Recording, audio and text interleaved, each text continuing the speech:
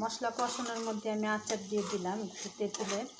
এখানে তেঁতুলের কাঠটাও দেওয়া যায়, আর আমি তেঁতুলের আচারটা দিয়ে দিলাম। আচারি বেগুনি রান্না করবো আমি। বেগুনটাকে আমি আগে ভেজে নিয়েছি, দেখুন।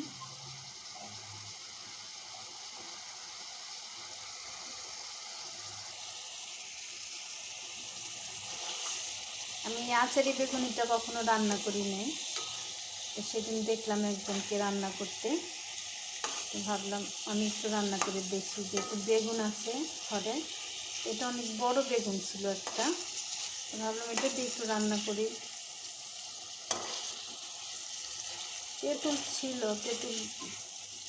তেঁতুলটা করার সময় পেলাম না, ওই জন্য তেঁতুলের আচারটা দিয়ে দিলাম। তেঁতুলের আচার না দিয়ে তেঁতুলের কাঠটা দিলে ভালো হয়, শুকনো শুকনোই থাকবে।